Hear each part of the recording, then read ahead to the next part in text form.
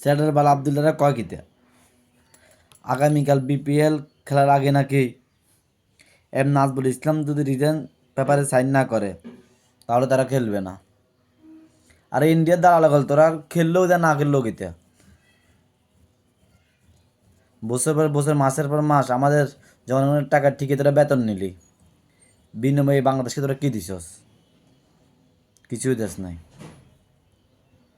অথচ বিসিবি তোদের থেকে কখনো একদিনে বেতনও কাটে নাই।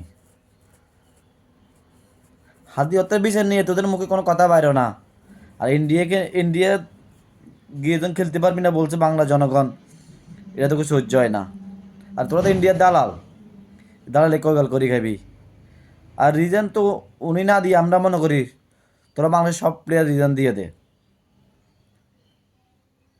দালালি খেয়ে আমাদের দেশকে ভালোবাস, দেশের জন্য কিছু কর। তোরা সবাই নিজের স্বার্থের জন্য খেলস, তোরা কি দেশের জন্য খেলস? আজকে যার পর থেকে চাইতে আসস উনি তো দেশের পক্ষে কথা বলছে, আর তোরা তো নিজের স্বার্থের জন্য কথা বলছস।